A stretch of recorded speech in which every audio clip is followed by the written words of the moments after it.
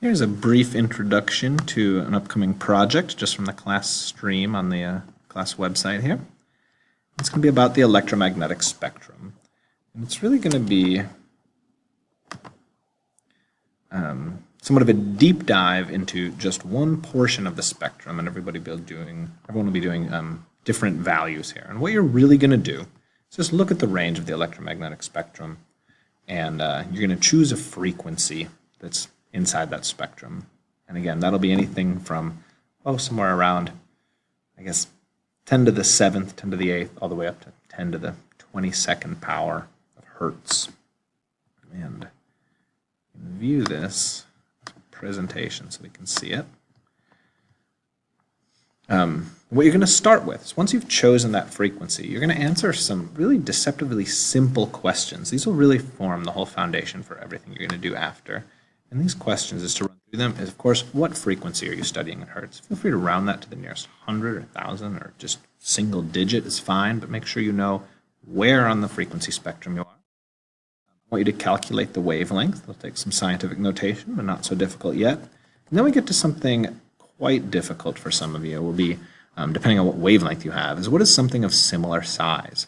So you'll get numbers of wavelengths down from very, very small, 10 to the negative 12, up to 1 meter, 10 meters, 100 meters even.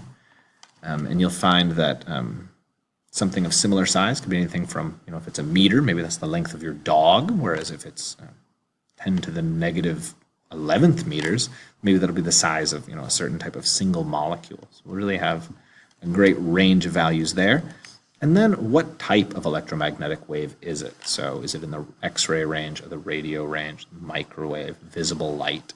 And once you answer those, you'll be able to create a short presentation about it. And I won't go through all of these now, but essentially I want to know, what is this frequency of light used for? You're going to find that every frequency of light is either observed by scientists as it comes from space, or a way to look at something under special microscopes, or it's used directly to shine on something or irradiate something, or maybe just our visible light is obviously very useful to us just to see. So I want to know, where does this spectrum occur in nature, and where does it occur just through technology? Then I want you to do some calculations about wavelength and period and energy. And then again, describe one object that's about the size of this wavelength. So I want to know, is this a single cell, or is this a city block? And then I want you to include, of course, your images in a nice, clear, coherent design. And then present a 4 to 5 minute presentation. You're not just going to read the slides. You're going to go through and really tell us what you've learned. And here we have a longer rubric that you can spend time to look at how all the points are going to be awarded.